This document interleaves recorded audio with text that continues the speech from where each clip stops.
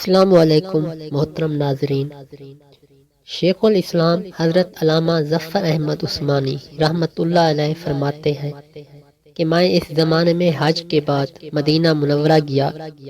ہم لوگوں نے کھانا کھانے کے بعد دسترخوان کو لے کر ایک ڈھیر پر جھاڑ دیا تاکہ روٹی کے بچے ٹکڑوں اور ہڈیوں کو جانور کھا جائے۔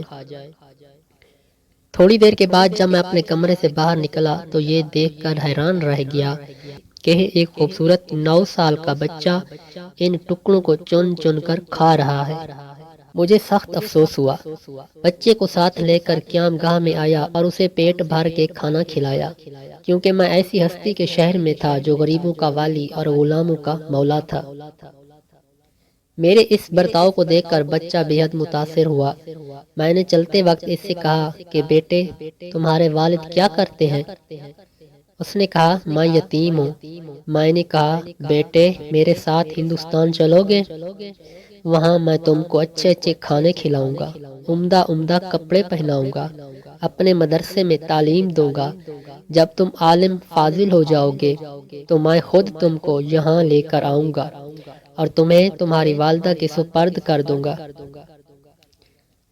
تم جاؤ اپنی والدہ سے اجازت لے کر آؤ۔ لڑکا بہت خوش ہوا اور اچھلتا کودتا اپنی والدہ کے پاس واپس گیا۔ وہ بیچاری بیوہ دوسرے بچوں کے اخراجات سے پہلے ہی پریشان تھی۔ اس نے فوراً اجازت دے دی۔ بچہ فوراً آیا اور مولانا کو بتایا کہ میں آپ کے ساتھ جاؤں گا۔ میری ماں نے اجازت دے دی ہے۔ پھر پوچھنے لگا کہ آپ کے شہر میں چنے ملتے ہیں؟ مولانا عثمانی نے بتایا یہ ساری چیزیں وافر مقدار میں تمہیں ملیں گی۔ مولانا کا بیان ہے کہ میری انگلی پکڑے پکڑے مسجد نبوی میں وہ میرے ساتھ آیا اور تھک کر رہ گیا۔ وارد عالم صلی اللہ علیہ وآلہ وسلم کے روضہ مبارک کو دیکھا اور مسجد کے دروازے کو، اور پوچھا، کہا کہ بابا یہ دروازہ اور روضہ بھی وہاں ملے گا؟ میں نے اس سے کہا کہ بیٹا اگر یہ وہاں مل جاتا تو میں یہاں کیوں آتا؟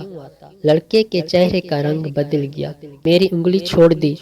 بابا تم جاؤ، اگر یہ نہیں ملے گا تو میں ہرگز ہرگز اس دروازے کو چھوڑ کر نہیں جاؤں گا، بھوکا رہوں گا، پیاسا رہوں گا، جس طرح آج تک بچھاتا رہا ہوں۔